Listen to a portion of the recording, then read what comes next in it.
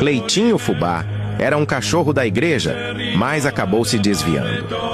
E tudo aconteceu quando ele começou a andar com más companhias como o Giovanni do Desmanche e o Zé Gasolina. Nesse meio tempo, Cleitinho foi até preso por vender peças de carros superfaturadas. E o pior agora tá colocando o terror na vila, furtando carnes, roubando carros, sequestrando velhinhas e por aí vai. Sabendo da sua situação, Zé Caramoela, seu amigo de infância, resolve ajudar Cleitinho e acaba acionando o pastor Kleber da Rua do Mosquito da Dengue, que junto com as freiras Francine Macumbeira, Janete do Exorcismo, Capivara Marley e a Mãe Diná das Promessas Falsas, tem a missão de tirar ele dessa vida. E agora o que vai ser de Cleitinho Fubá? Será que ele volta para a igreja ou vai continuar nessa vida? Deixe logo abaixo nos comentários e não esqueça de compartilhar esse vídeo com seus amigos.